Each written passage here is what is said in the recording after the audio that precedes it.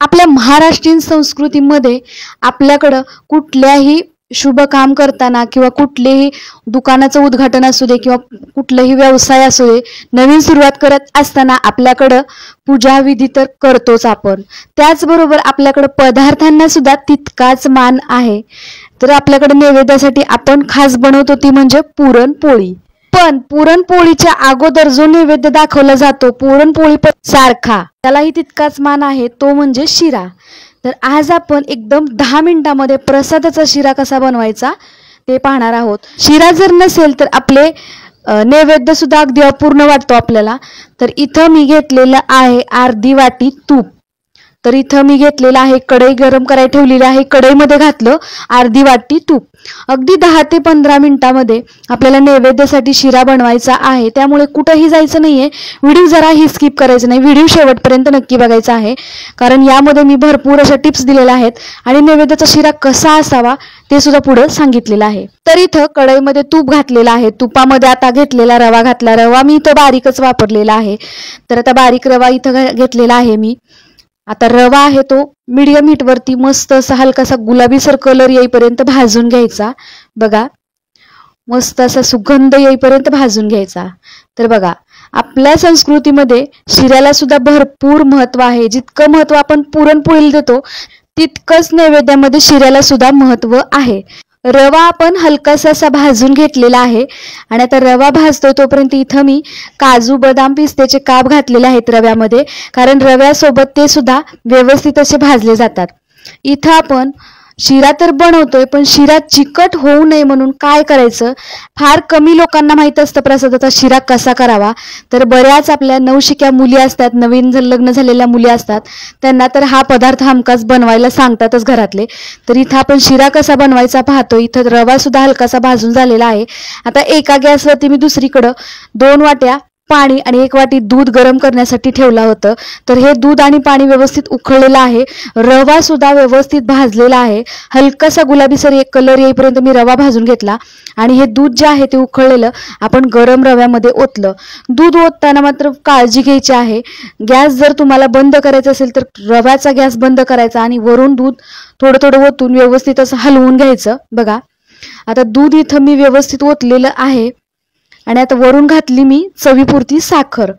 तर बघा, अशा पद्धतीने जर तुम्ही शिरा बनवला ना, तुमचा शिरा अजिबात चिकट होणार नाही. प्रसादासाठीच काय, पण घरी ज्यावेळेस नाश्त्याला सुद्धा बनवताना त्यावेळेस सुद्धा तुम्ही असा शिरा नक्की करून बघा. तर आता यामध्ये साखर घातलेली आहे. आता 1-2 मिनिटं याला व्यवस्थित असं वाफवून घ्यायचं आहे.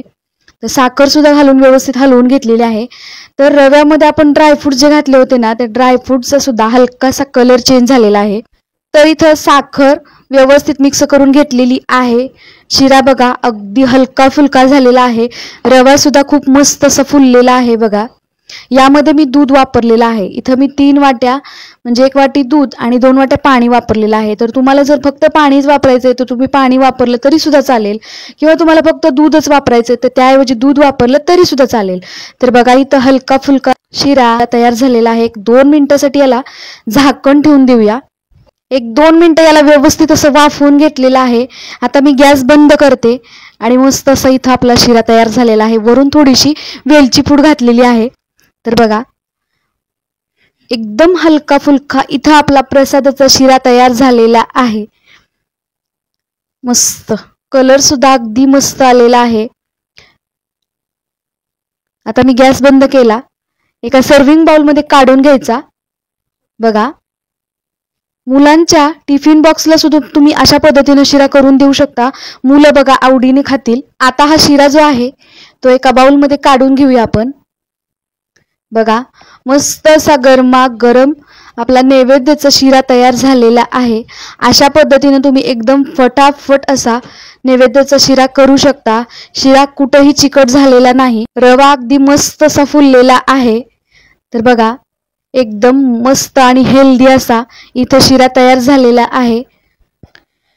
शिरा इथं आपण एका बाउलमध्ये काढून घेतला. वरून थोडेसे ड्रायफ्रुट्स घातलेले आहेत आणि आपण जे रव्यासोबत ड्रायफ्रुट्स टाकले होते भाजण्यासाठी ते सुद्धा किती हलकेसे गुलाबी झालेले आहेत. बघा, मस्त असा कलर आलेला आहे. खूप छान असा फुललेला आहे.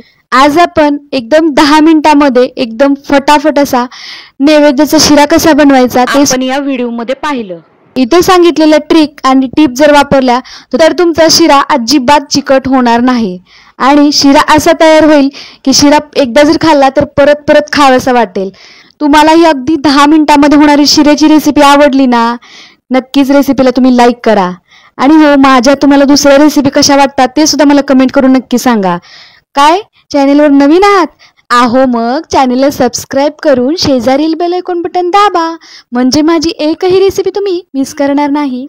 चला मग आपण पुन्हा भेटूया की अशाच एका इन्स्टंट आणि हटके रेसिपी सोबत. तोपर्यंत मस्त खावा आणि मजेत राहावा.